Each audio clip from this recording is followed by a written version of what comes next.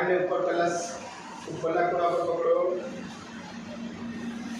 હવે ધીમે ધીમે એક બાજુ હાથ નીચે આવવા દો.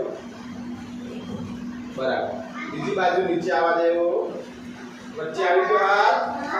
ધીમે રહીને અને અડધો ભાગ કરો. બરાબર. તો તમારું કાગળ કેવું થશે? આવું અડધું થઈ જશે. બરાબર. બતાવો. હા. હવે મૂકી દો.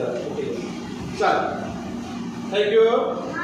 ફરી પાછું આવો ભાગ હશે એને વચ્ચેથી વાળવાનું છે. આપણે વચ્ચેથી એટલે એને વચ્ચે પકડી અને વાળી દેવાનું. તો કેવું થશે? આવું ચોરસ કાગળ બની જશે.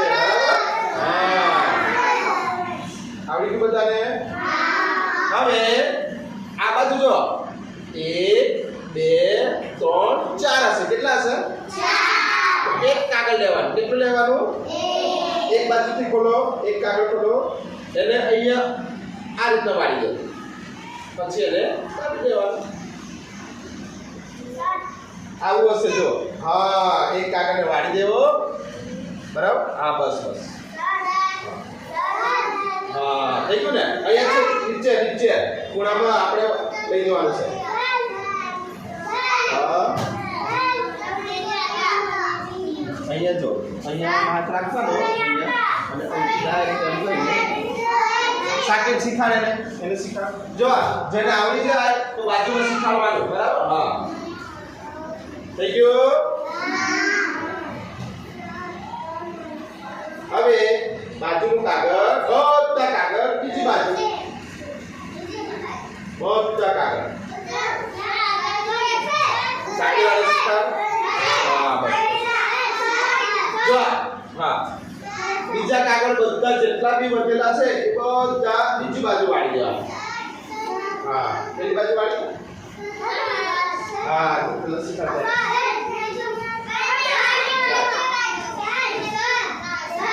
થઈ ગયો. ચાલો. હવે વચ્ચે તમારે જગ્યા છે. બરાબર.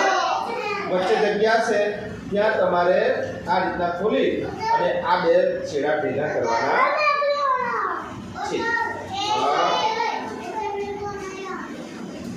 આવી રીતના તમારે આવું હશે એને બે છેડા ભેગા કરી આ રીતે બનાવવાનું છે. જો એક બાજુ આ બાજુ, બીજી બાજુ બધા. પછી વચ્ચે આવું હશે એને ભેગા કરી દેવાનું. જો આ એક બાજુ વાળવાનું છે અને બીજી બાજુ બધા વાળી દેવાના. પછી એને ખોલી દેવાનું આવી રીતના. હા, થઈ ગયું ને? અને પછી આવું કરી અને ધીમે રહીને લઈ જવાનું. શીખાડે.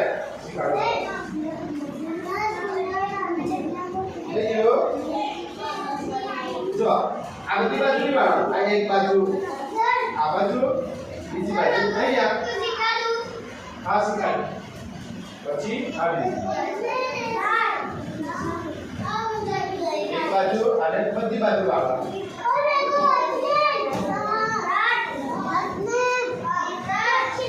હા, ચાલો. હવે આ બાજુ શીખાડે. હસબન્ડ શીખાડે. ચાલો. હા, થઈ ગયું. હા, જો આ એક આ બાજુ વાળવાનું. બરાબર. પછી અને બે છેડા અહીંયા. ચાલ આ બાજુ પછી શીખાડો. બેસો. જો હવે આવું તમારું બની ગયો છે કાગળ. બરાબર. તો આ બાજુ ખુલ્લું હશે. જો એક બાજુ ખુલ્લું છે. જોયું? હા, એને આવી રીતના પકડી લેવો. આવી રીતના. હા, બસ એમ. અને જે ઉપર છે તેને આવી રીતના ઊભું રાખો. આ ખુલ્લું હશે ને એટલે આવી રીતે પકડી લેવો.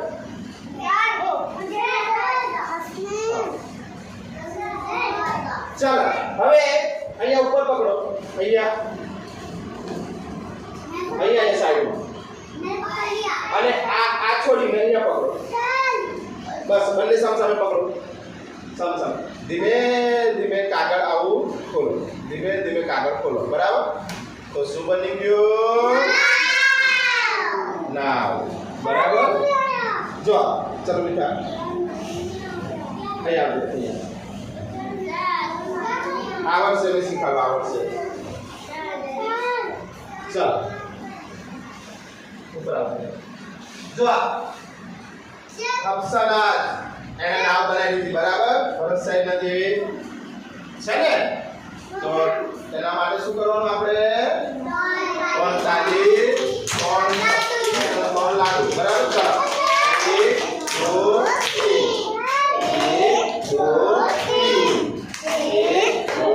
3 બીજા કોઈ બને ચલાવતી રહે નહીં. આ છે તેને આવી રીતના ભેગું કરવાનું, પછી અહીંયાથી કરવાનું, બરાબર. થઈ ગયો. શીખાડું જા. બસ એક હોડી આપણે શીખ્યા, બરાબર. હવે અલગ અલગ આપણે હોડી શીખવાની છે, બરાબર. તમે જોઈ લેવો, પછી આપણે શીખવાનું છે. તો દરિયાના અંદર પાણી કેટલું બધું હોય?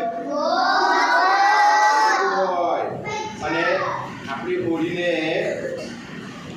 કોઈ અંદર હલાવી નાખે, તોડી નાખે, ઊંધી કરી નાખે, તો હોડીના નીચે કંઈક બનાવવું પડે ને. દરિયામાં તો માછલી હોય કે ના હોય? મેં તો જોઈ નથી. માછલી કેવી હોય? મોટી. મગર હોય? મગર શું હોય? સાપ હોય? સાપી હોય ને, દરિયાના સાપ હોય ને. સાપ भी और मछली भी. તો આપણે મોટી માછલી, મગર એ બધાથી બચવા માટે, હોડીને નુકસાન થાય એના માટે હોડીના નીચે આપણે શું બનાવવું પડશે? આને શું કહેવાય? કાતર. તો આ કાતરથી આગળ મોટી માછલી આવી જાય, મોટું મગર આવી જાય તો કાપતું જતું નીચે. એવું ઘાસ પણ હોય, ખબર છે? મોટું દરિયામાં ઘાસ બી ઉગે, તો એ ઘાસ પણ કાપતું જતું. હવે ચાલ આપણે વરસાદના અંદર નાવડીમાં બેસીને જઈએ, તો નાવડીના અંદર આપણે ભીનું થઈ જઈએ, બરાબર ને. તો એના માટે આપણે બચવા માટે એક મસ્ત હોડી બનાવી, જો, બરાબર. જો હવે આપણે ભીના થઈ ગયા, તો આના અંદર આપણે બેસી જઈએ અને નાવડીના અંદર બેસીને આપણે પાણીમાં જઈએ. આગળ કાતર આવી ગઈ અને આ ઉપર છત આવી ગઈ, ઓઢો આવી ગયો, બરાબર. એટલે આપણે અંદર બેઠા હોય તો વરસાદ લાગે નહીં લાગે, બરાબર. આવી અલગ અલગ આપણે નાવડી શીખવાના